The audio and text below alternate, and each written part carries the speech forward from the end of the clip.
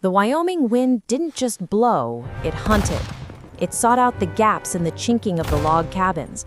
It found the thin spots on a wool coat, and it gnawed at the exposed skin of anyone foolish enough to be out on the plains of Blackwood in late November.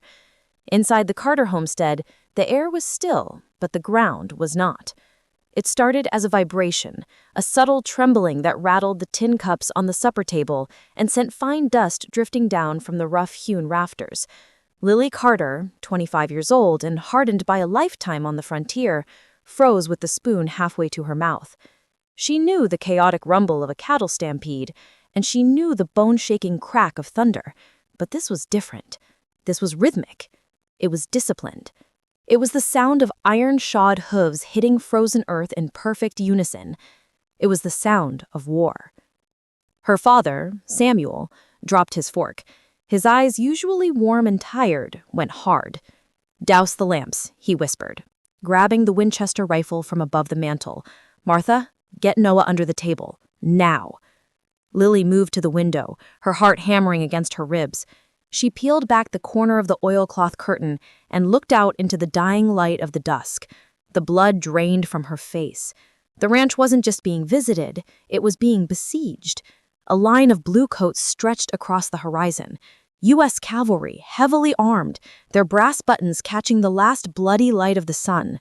There were at least 50 of them, forming a tightening noose around the small cabin. In the center, sitting on top a massive black warhorse that pawed at the snow, was an officer with a face like chiseled granite, staring directly at her front door. Before we find out why the entire United States Cavalry has surrounded a struggling ranch house to hunt down one young woman, please take a second to hit that like button and subscribe to the channel. It helps us bring more wild frontier stories to life. And let me know in the comments, what's the one act of kindness you've done that you thought would go unnoticed? To understand why the army was at the door, you have to go back 6 hours, to when the world was a quieter, colder place. The ride into Blackwood had been brutal. Lily sat atop her mare, Bess, pulling her scarf tighter around her face as the gray timber buildings of the town emerged from the sleet. The town was little more than a scar on the landscape, a collection of structures huddled together for warmth against the vast indifference of the frontier. Lily's hands were numb inside her leather gloves, but she couldn't stop. The saddlebags were empty, and the pantry back at the ranch was in a similar state. It had been a hard year for everyone in the territory, but for the Carters, it had been a trial by fire, or rather, by ice. Her father was working himself into an early grave trying to keep the herd alive through the drifts. Her mother was rationing flour and salt pork as if they were gold dust. And then there was Noah. Her younger brother, now 15, sat in the corner of the main room by the fire day after day, his leg twisted and useless from a horse accident 3 years prior. The pain flared up when the barometric pressure dropped, and lately the storms had been relentless. Noah had been weeping in his sleep, a sound that broke her heart more than the cold ever could. Lily wasn't riding into town just for flour. She was riding for mercy. In her pocket, wrapped in a scrap of blue velvet, was a single silver dollar. It was a heavy coin, minted in New Orleans, and it represented the last of the family's emergency fund. It was supposed to buy lumber to fix the hole in the barn roof, but the roof would have to wait. Noah needed quinine and luteum, or he wouldn't survive the night without screaming. She hitched her Bess to the rail outside Miller's general store. The horse lowered her head, miserable in the freezing drizzle. "I won't be long, girl," she whispered, patting the animal's damp neck before pushing open the heavy oak door. The warmth of the store hit her like a physical blow, carrying the sense of sawdust, pickled eggs, and stale tobacco smoke. It was dim inside, lit by kerosene lamps that cast long, wavering shadows against shelves stacked with dry goods. The store was mostly empty, save for Mr. Miller behind the counter, a man with a face like a dried apple and a heart to match, and a solitary figure standing at the counter ahead of her. The man was a ruin. That was the first thought that struck her. He was tall, but he stood with a stoop that spoke of old injuries or a heavy burden. His coat was a patchwork of buffalo hide and rough wool, stained with grease and mud, the hem dragging wetly against the floorboards. He wore a hat pulled low, the brim frayed and drooping, obscuring his face. He smelled of wet dog, wood smoke, and the metallic tang of old iron. Lily hung back, not wanting to intrude, but the silence in the room was thick with tension. She watched the stranger's hand, guarled and shaking like a leaf in a gale, place items on the counter with agonizing slowness. A small sack of Arbuckle's coffee, a tin of canned peaches, a rare luxury in winter, a small pouch of Bull Durham. The man patted his pockets. He checked the left, then the right. He reached into the interior of his coat, his movements frantic and clumsy. He pulled out a few copper pennies and placed them on the wood. They clinked softly, a pathetic sound in the quiet store. "That's 12 cents, Miller said, his voice flat. He didn't look the man in the eye. He was looking at the ledger open before him, his pen hovering. "You're barely covering the sack the coffee comes in." The stranger stared at the coins. I thought I had a silver eagle," he murmured. His voice was like grinding stones, deep, raspy, and broken. "I had it right here." "Well, you don't have it now. And I told you last week, Tom, no credit, you got no collateral, you got no trade. This ain't a charity ward." The name Tom meant nothing to Lily. To the town of Blackwood, he was just Old Tom, a drifter who lived in a shack up near the ridge, trapping rabbits and disappearing for weeks at a time. Most folks crossed the street when they saw him coming. He was a ghost in the periphery of their lives. The old man's shoulders slumped. He looked at the tin of peaches, his hand hovering over it. "I can put the peaches back. How much for just the coffee and the tobacco? The cold, it gets into the bones." 25, Miller said. "You're still short. Look, Tom, get out. You're scaring the paying customers." The indignity of it made my stomach turn. I watched the old man, a human being reduced to begging for warmth, being shooed away like a stray cur. He began to turn away, leaving the items on the counter. His head bowed low, his chin touched his chest. He looked frail, pathetic, and utterly alone. Lily didn't think. She didn't calculate the cost. She didn't think about the barn roof or the draft that would kill the milk cow. She stepped forward, her boots thudding loudly on the floorboards. "Wait," she called out. The old man froze. Miller looked up, annoyed. "Miss Carter, I'll be with you in a minute once I clear the rubbish out." Lily ignored the shopkeeper. She reached into her pocket, her fingers brushing the cold metal of the silver dollar. She pulled it out. The silver caught the lamplight, shining bright and clean against the gloom of the store. She slammed it onto the counter. The sound rang out like a gunshot. "Put his things on my bill," Lily said, her voice steady despite the pounding of her heart. "And give him the peaches, too." Miller stared at the coin, then at Lily. "Your daddy know you're spending his hard-earned silver on vagrants, Lily? That's a lot of money." "That's my business, Mr. Miller," she replied sharply. "Ring it up." The shopkeeper grumbled, snatching the coin and dropping it into the drawer. He pushed the coffee, tobacco, and peaches toward the old man. Old Tom turned slowly. For the first time, Lily saw his face. It was a map of the territory, weather-beaten, lined with deep crevices, covered in a scruffy gray beard. But it was his eyes that stopped her breath. They weren't the milky, defeated eyes of a beggar. They were blue, piercing, and incredibly sharp. They were the eyes of a hawk trapped in a cage. For a split second, the shaking stopped. The hunch vanished. He looked at her not with gratitude, but with a terrifying intensity, as if he were memorizing every line of her face, assessing her threat level, calculating her worth. "You didn't have to do that, miss," he rumbled. "It's a hard winter," Lily said, suddenly feeling small under his gaze. She nodded at the newspaper on the counter near his hand, where the date, November 24th, was visible. "And nobody should be alone on their birthday." The old man blinked. A shadow of an emotion passed over his face. Grief, perhaps, or a memory of a life long gone. He reached out, his hand moving with surprising grace now, and took the bag. "Obliged," he said softly. He gathered his things, tucking the tin of peaches into his deep pocket. As he passed her, he paused, leaning in close so only she could hear. The smell of gun oil on him was suddenly overpowering. "Lock your doors tonight, girl," he whispered. "The storm brings the wolves." Then he was gone, vanishing into the sleet. Lily was left standing there, her pocket empty.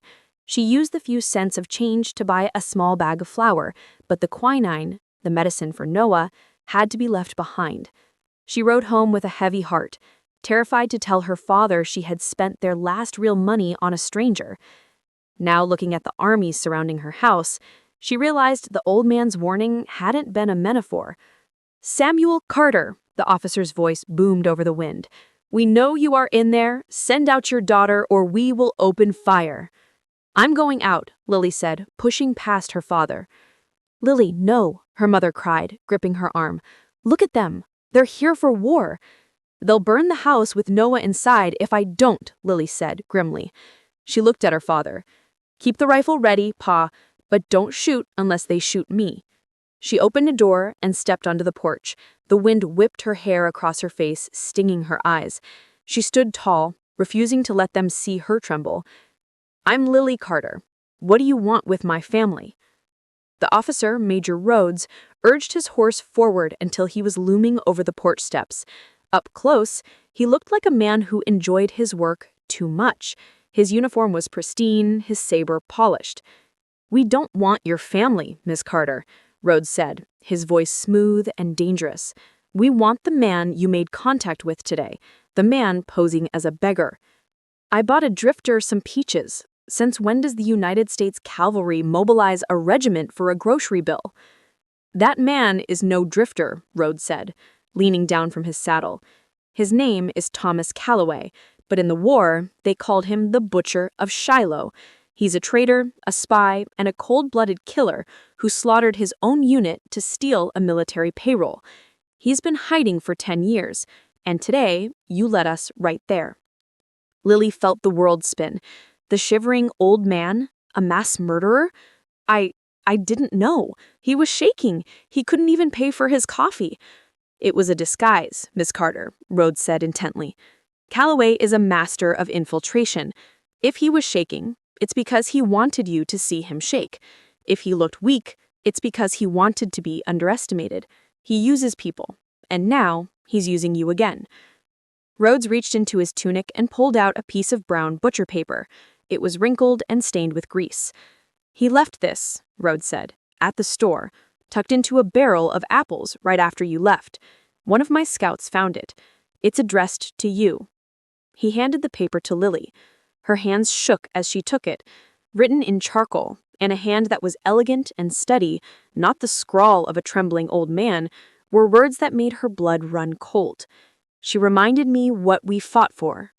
Midnight, the hanging tree at Devil's Creek. Come alone, or the truth dies with me." "He wants to meet you," Rhodes said. "He thinks he has leverage. He thinks he can use you as a human shield to slip away again." "I won't go," Lily said, stepping back toward the door. "If he's a killer, I'm not going anywhere near him." Rhodes' face hardened. The mask of civility dropped. He gestured to his men. A dozen carbines were raised, the barrels leveling at the windows of the cabin where Noah lay hiding. "You will go, Miss Carter," Rhodes fist. "You will ride to that tree, and you will keep him talking. You will act as the bait. My sharpshooters will be positioned on the ridge. Once he is distracted, we will end this. And if I refuse, then I assume you are a co-conspirator harboring a fugitive, and I will order my men to burn the structure to the ground. Accidents happen during a siege, Miss Carter. Lanterns get knocked over, roofs collapse. It would be a tragedy for your crippled brother." The threat hung heavy in the freezing air. Lily looked at the soldiers, their faces impassive. She looked at the house behind her where her family was huddled in fear. She had no choice. "I'll do it," she whispered, hatred burning in her chest.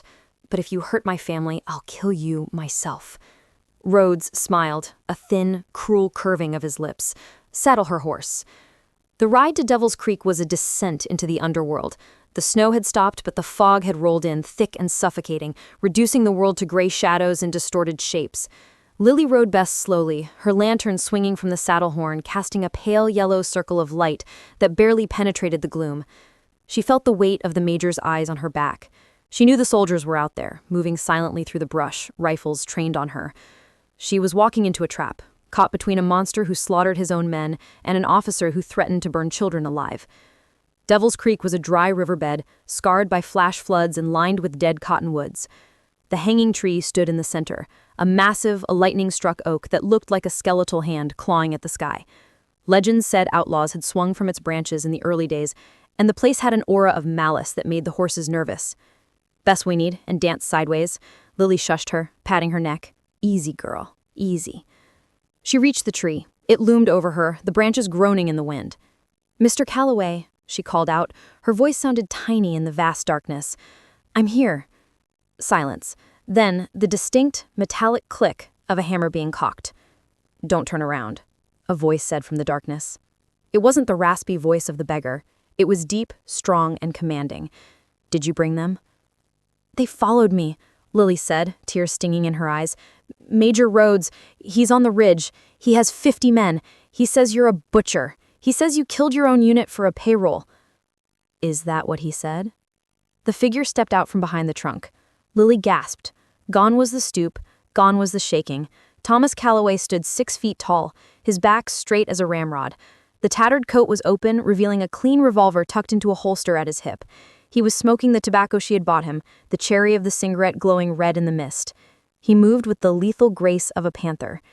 He didn't look at her. He was scanning the ridge, his eyes narrowing. "Rhodes is a liar," Calloway said calmly. "I didn't steal a payroll, Lily. I stole a ledger." He reached into his saddlebag, hidden in the brush nearby, and pulled out a heavy, oilcloth-wrapped package. "What?" Lily stammered. "The war," Calloway said, turning to her. "It never ended for men like Rhodes. This book proves that Rhodes and Senator Blaine have been selling army rifles to the very outlaws they're supposed to be hunting. They arm the tribes, they arm the bandits, and then they demand more funding from Congress to fight them. They created a forever war to line their pockets. My men, my unit, didn't die in battle. Rhodes had them ambushed because they found the crates." Lily stared at the package. "He said you were the traitor." "History is written by the men with the telegraph wires. I've been running for 10 years, trying to keep this proof safe. But today," he looked at her, his blue eyes softening. "Today I was tired. I was ready to sit down in the snow and let the cold take me. Then you put that silver dollar on the counter.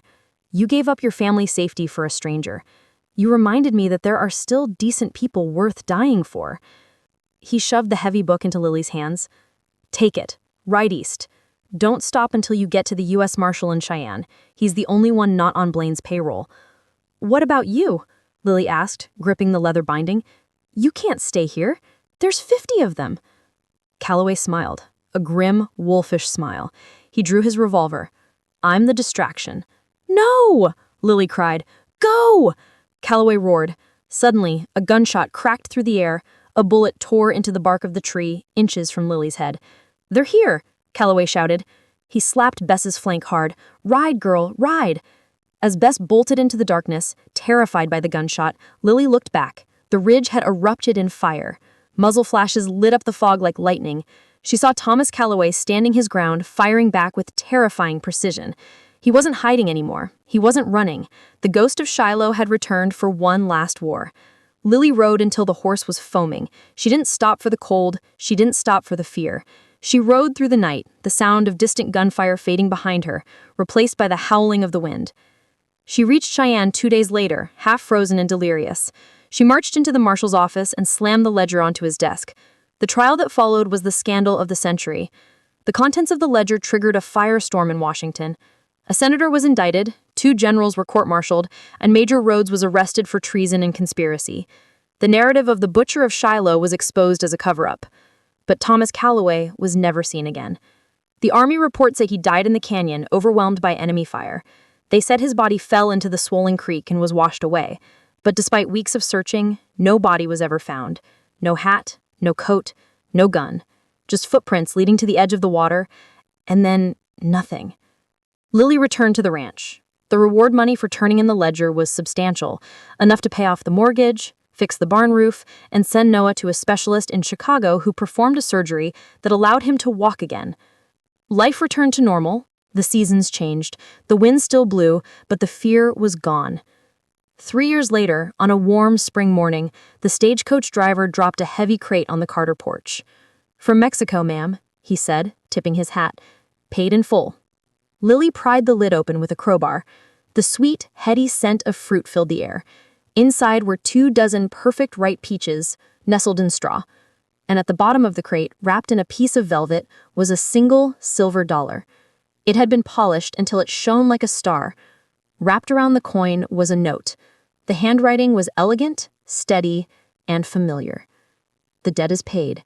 Keep the coffee hot, and tell Miller he still charges too much. T.C. Lily stood on the porch, feeling the warm sun on her face. She looked towards the southern horizon where the mountains met the blue sky. Tears streamed down her face, but she was smiling. The old wolf had made it out. He was out there somewhere, eating a peach, finally warm. She closed her hand around the coin. "Obliged," she whispered to the wind. "Thanks for reading this story with us. What do you think happened to Thomas Calloway in that canyon? Did he fight his way out, or did he have a plan all along? And do you think he ever returned to Blackwood? Let me know your theories in the comments below, and tell me, where in the world are you watching from today? Don't forget to like and subscribe for next week's wild tale.